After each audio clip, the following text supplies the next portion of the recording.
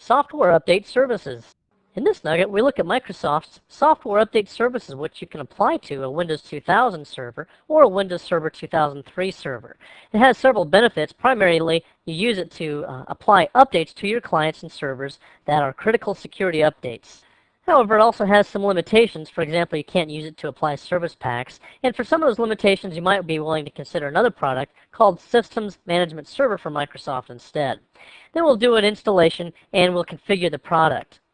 When we do the configuration, we can synchronize the server with the Microsoft's Windows Update Server, and you can also configure various options such as firewall options, which languages you want to use, and so forth.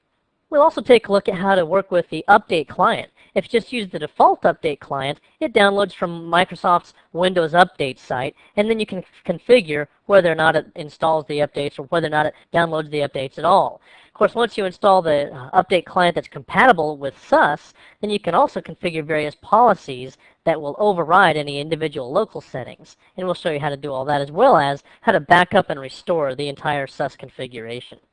Administrators are frequently frustrated by the fact that when Microsoft comes out with a Windows Critical Update or a Critical Security Update or a Security Rollup, we don't really have any way to deploy it in our entire organization without going to third-party products or systems management server from Microsoft. For a lot of us who might work in smaller organizations or in medium organizations that have never deployed that type of a product, network management software, or who don't have the budget to get something like that, you're going to be left with going to each individual server and manually applying the patch, which we should do for sure. But then what falls through the cracks is all of the XP machines and the Windows 2000 professional machines, all your desktops. And if the security vulnerability is for a critical worm such as Nemda or something like Code Red or any of those kinds of things, then just one of those machines not being patched can have devastating effects throughout the entire organization. And that's why Microsoft came up with Software Update Services, or SUS.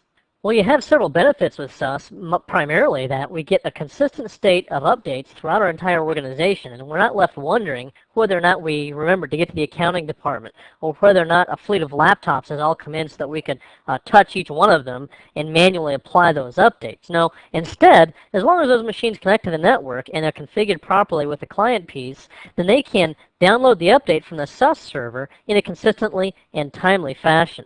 And then it also helps to reduce your internet traffic, because even if your users are administrators, and hopefully not, but even if they are and they download their own updates from Microsoft's website, well, if the latest patch comes out and it's several megabytes in size, for example, one of the ones that came out just recently as of this time is 5.1 megabytes in size.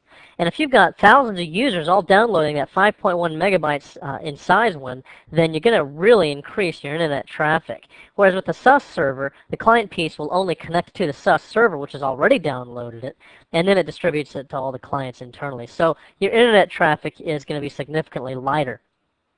Then you can also take that update and then test it out on a small test bed of computers to make sure that it doesn't adversely affect your application's system stability or have any other unpredictable behavior.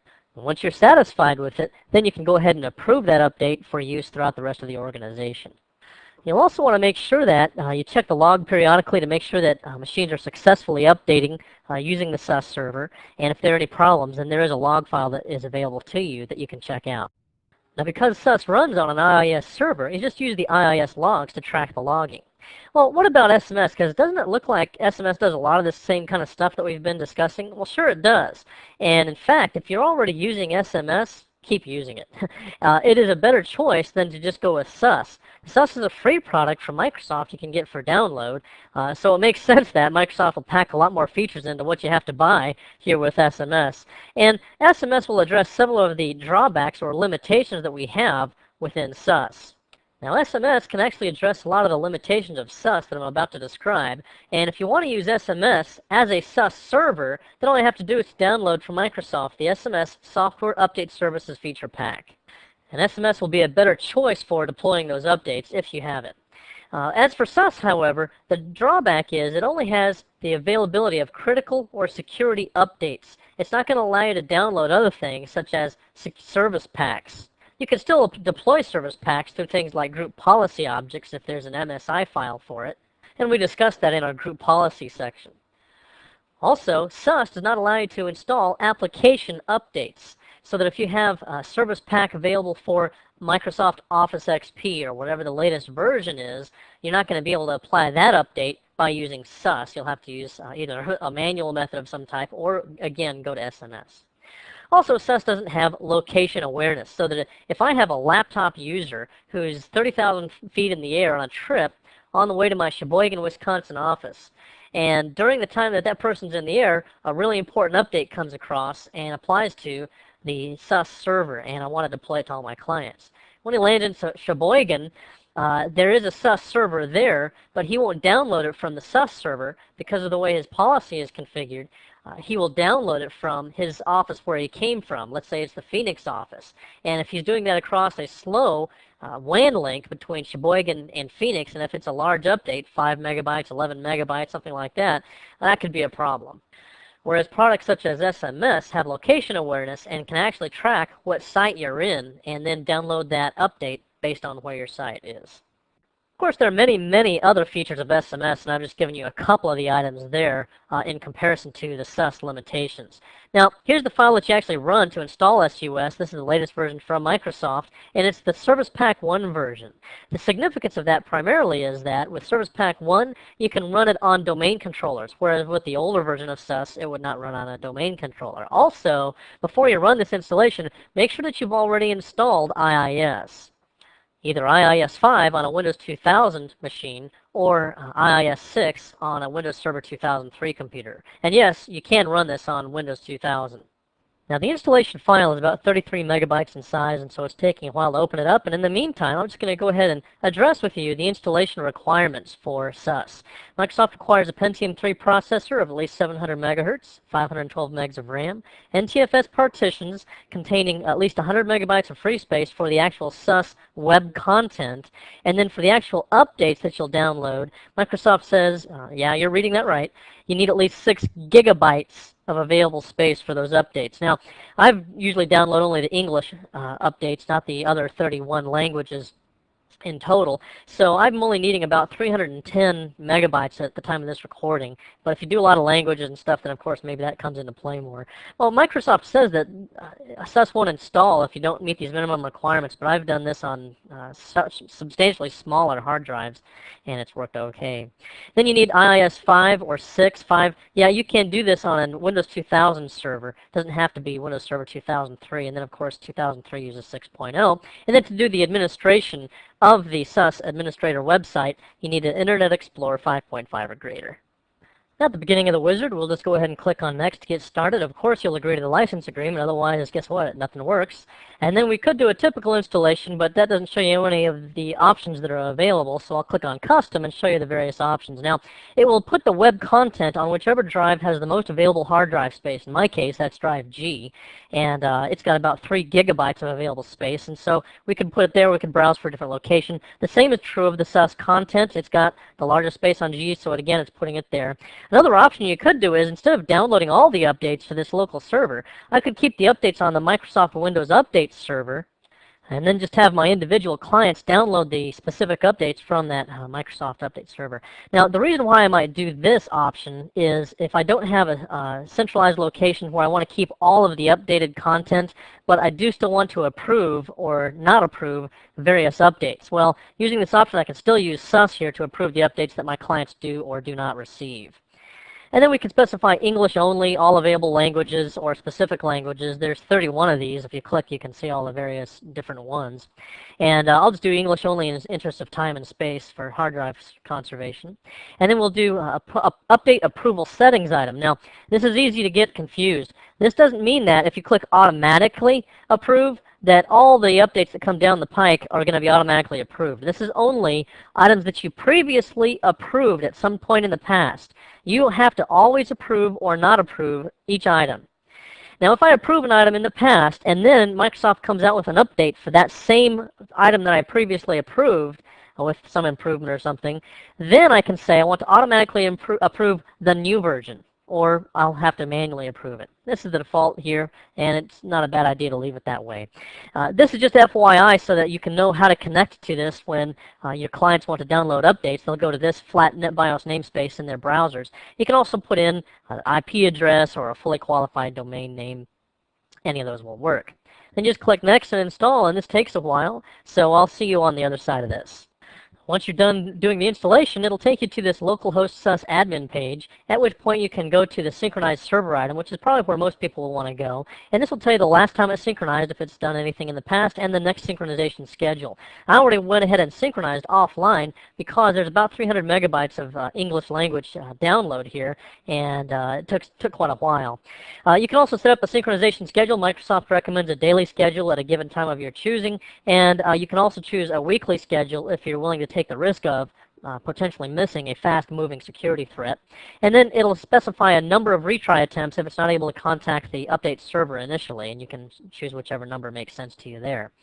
Then you can always do a synchronize now, so you just click on synchronize now even if you're otherwise waiting for a schedule. It checks with the catalog that's on Microsoft's website, and it downloads it and compares against your own. If there are any new updates, then it will go ahead and download those available updates. And when you click OK here, it just takes you to the Approve Updates page, and we'll go there automatically like you see here.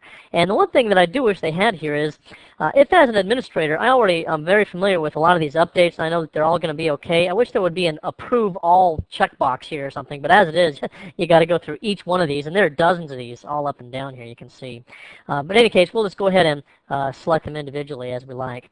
Now, when you do check a box, don't forget to click Approve. If you forget to click Approve and then you go off to another page over here on the left, it'll prompt you with a reminder.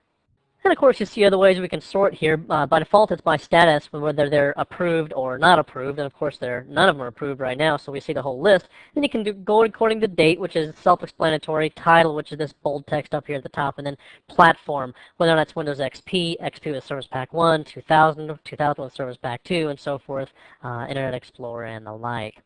Now, another thing that might be interesting here is just the brief description for each one of the updates, and then there's also whether it applies to a specific platform. Some of these, if we scroll down a little bit further, we'll see that they actually also require a reboot, and that might be handy to know before you apply the update. Now, another item that's of use to us is this details link. By clicking it, it opens up another window, which gives me which platform it applies to and some other obvious information. But what's of use to us here is the actual name of the file, and to note that, it actually appears on the local hard drive, of course, because I've downloaded all of the updates. Now, what I want to use this particular link for is to click on it, which will open up the Internet Explorer Open Save dialog box, and then I can either save it to a network share that my Windows XP test computer can easily access, or on a CD-ROM or some other location like that. Then I'll actually run from a command line this whole long complicated text that you see in here for the name of the file, followed by these setup parameters. Because it requires these setup parameters at the end of this command, I cannot just double click on this. So you might consider copying the name of the file and then pasting that into a command line or into the Start Run dialog box. Now, once the update passes muster on my Windows XP machine and I found out it hasn't caused any problems, then I can go ahead and approve that on the Software Update Services webpage that is behind this webpage.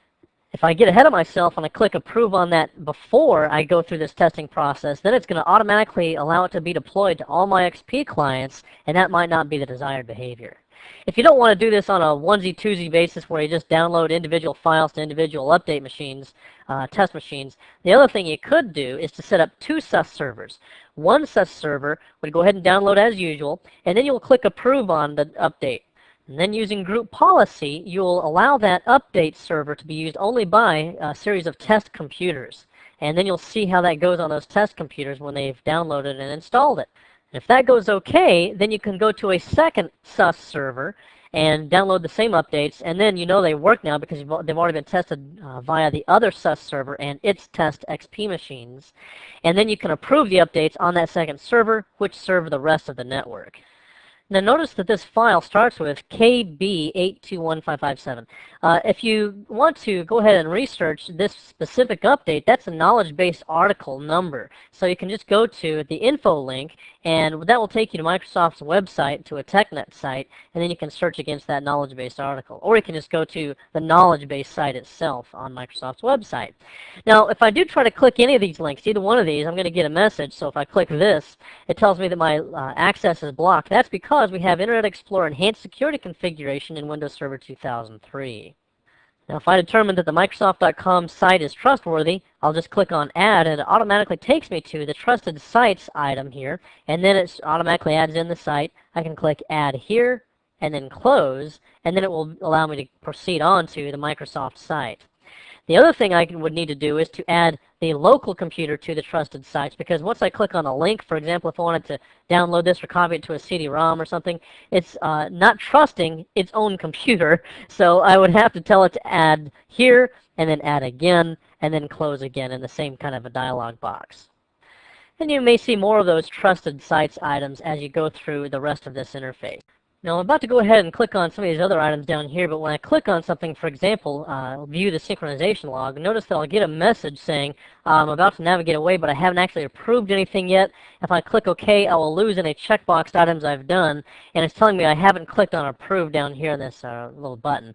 That's okay, because I don't want to approve anything yet. We will approve stuff later on when we test this out, and you'll see the updates. And this just simply tells me exactly when the synchronizations took place between my site and the Windows Update site and whether or not they were successful. Fortunately, they were. And then you see all of the updates that we got in that first synchronization.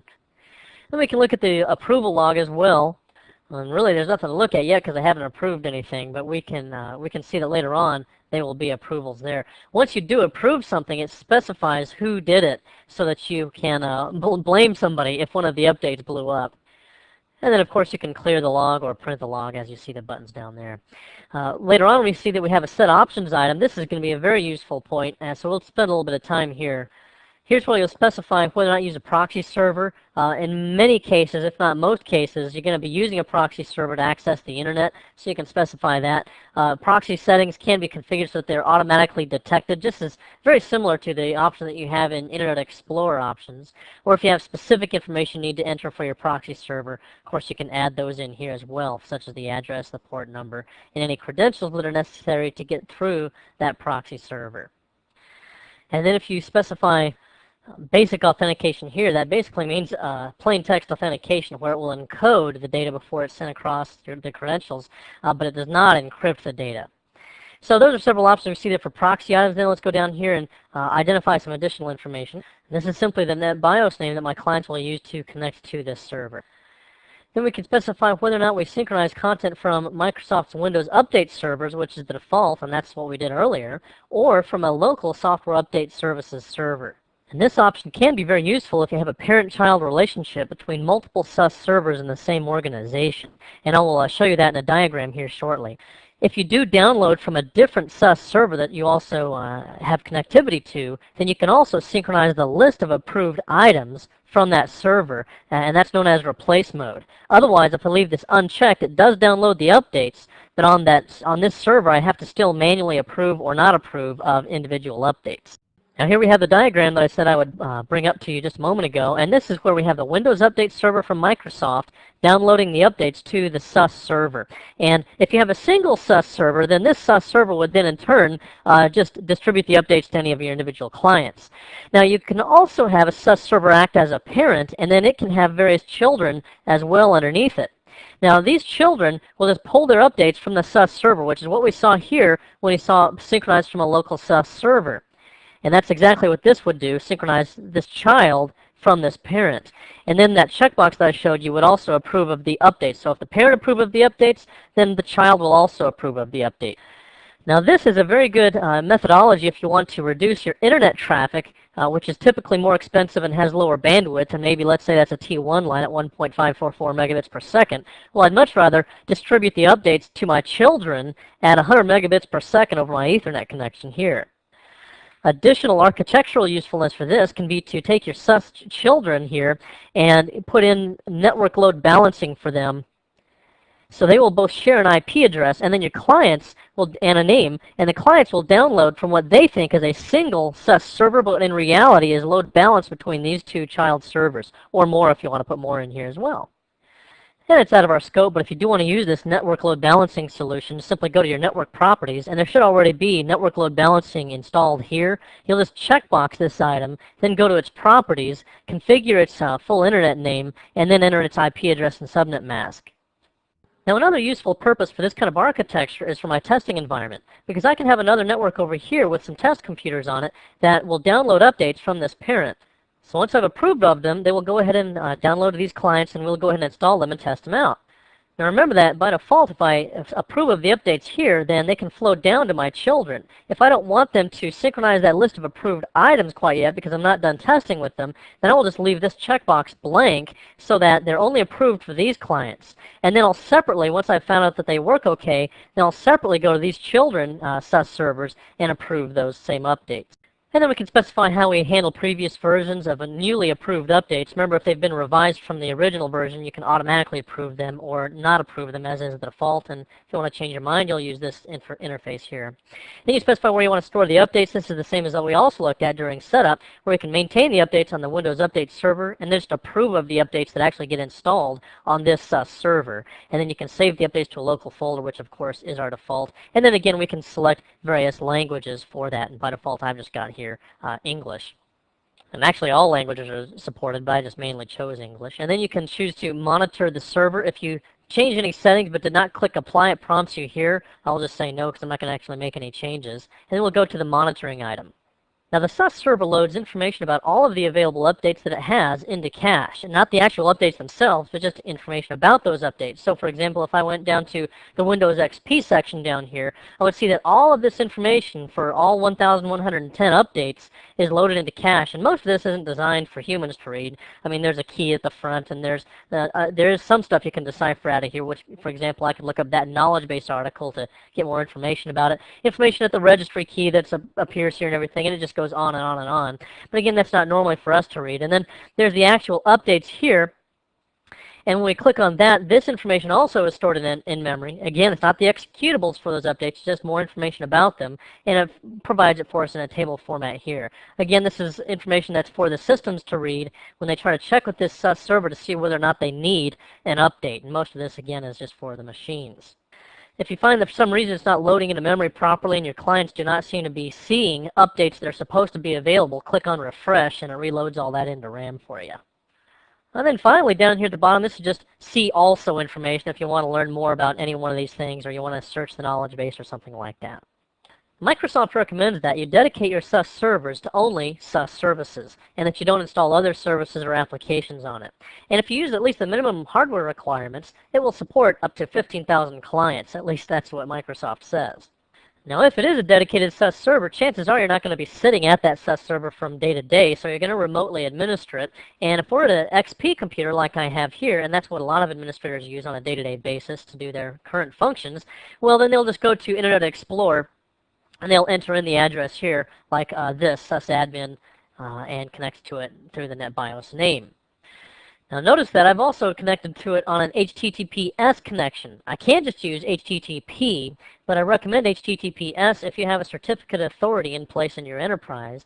Then you can just request a certificate on that SUS web server, and that way you can secure your connections to make sure that some miscreant is not trying to administer your web server for you. Thank you very little.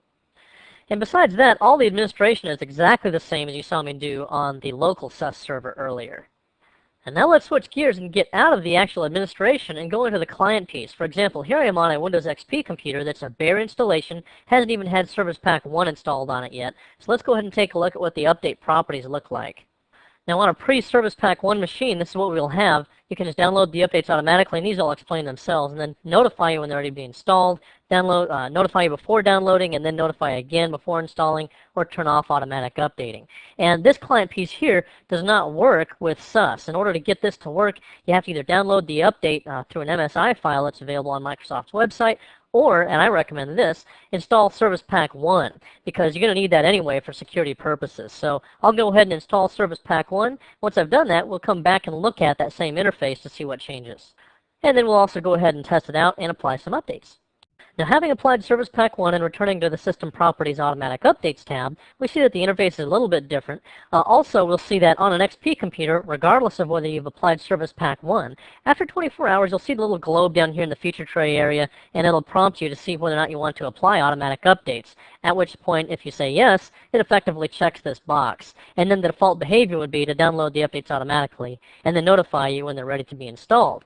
Now, only the administrator can actually install the updates. Only the administrator can even check this box or answer the yes prompts to that automatic updates item down here when you get the prompt after 24 hours. Now, when the system downloads the updates from a Windows Update server or from a SUS server, it does so using Background Intelligent Transfer Service, or BITS, and that way it only uses spare bandwidth. Now, without consideration for SUS and just using Windows Update, if this option is chosen, for example, then you could have users that are not administrators that are logged on for a long time, or that use their computers for a long time, and have a big backlog of updates that never get applied because they're not administrators. Now, you can adjust that behavior and have them download the updates and then install the updates automatically so that they don't have to be logged on as administrators at specific days or specific times. Now, if the update requires a reboot, then the user who's logged on will receive a reboot notification giving them 5 minutes to save their work, and then an automatic reboot will take place. Now, the update file that I mentioned out, that's an MSI file that you can use to get the updated client, is this file, wuau22.msi at the time of this recording, and you can search for that on Microsoft's website. Also, there's a wuau.adm file, which will be necessary if you want to use Windows 2000 servers to configure the policies, because this has ADM settings that adjust those policies so that you can see the necessary settings for automatic update from a SUS server. Now, returning to the Windows Server 2003 computer, we see that I've chosen the Computers Organizational Unit, which is in the Phoenix OU here. And for this OU, I want to configure a policy that applies to all these different types of computers to download their updates from a Phoenix-based Software Update Services server. So I've created an empty policy here, and in order to work with it, I'll right-click on it and choose Edit. And if you want to know more about group policies, look at our group policy nuggets from earlier in this series. Now, within this settings, I've gone to the computer configuration, and then we'll want to go to Administrative Templates, Windows Components, and then finally we'll park at Windows Update here. Now let me go ahead and switch to the standard view so that we can see more about these four policies, and the Configure Automatic Updates item is where we'll start. By default, it's not configured, which means that it'll just use whatever settings are already on the client, which can vary, and we will enable that here and specify that we want to do one of these settings. Now, again, this whole interface here pretty much mirrors what's in the System Properties under the Automatic Updates tab, and I like to go to this Auto Download and Schedule the Install rather than just Notify for Install. That will prevent the situation in which we have a backlog of updates that never get installed until an administrator logs on. So we'll schedule the install for a specific day and time. Now, you could do this every day at 3 o'clock. One thing to be careful there is, even though that's the default setting here, this requires that the computer is, of course, turned on. So if there's no one there at 3 a.m. and someone turned off the computer before they left that day, then what's going to wind up happening is you'll miss this installation. Then when the user turns on their computer again, the system recognizes that it missed an installation. It'll reschedule it for the next day. But again, if nobody's there, it won't get installed, and so this just keeps going on and on. So I try to make sure that it will install during a certain period of time, hopefully when things are a little bit less busy, so maybe, you know, over people's lunch break or something like that at 12 o'clock. And then, of course, they don't have to be an administrator for the installation to take place, but again, it will restart on them, giving them a 5-minute notice. And this policy allows us to specify the SUS server that we want to use, and you'll just click Enabled. If you just leave it not configured, it'll still continue to use the Windows Update site, so we'll enable this to point it to our actual SUS server. So we'll enter in the HTTP NetBIOS name site there. Again, of course, you can do the fully qualified domain name or IP address if you like. And then if you have an additional IIS server somewhere on the network, you can forward the statistics over HTTP to that other server. This might be useful if you commonly use a single IIS server to centralize all your logging, and you don't want to do logging and the updates on the same server. In our case, we're okay with the DC Nugget 1. Now, another alternative for making sure that the installation does actually take place, apart from adjusting the time where someone might actually have the computer turned on, would be to reschedule the automatic updates installation by enabling this policy. And then what would happen is, if let's say the computer was not turned on at 3 a.m. or even at 12 a.m. or any time you set it, then when the user does come in and turn the computer on, it'll wait 5 minutes and then continue with the automatic installation. We can also specify not to restart the computer if the update requires a restart. Remember that it will give the user a notification that they have 5 minutes to save their work before they restart. You can enable this policy to prevent that behavior, in which the user will still get a notification saying that they have to restart the computer to apply the new updates, but they will not be forcibly restarted. And by the way, until the user actually allows the restart to take place, any future updates cannot be detected.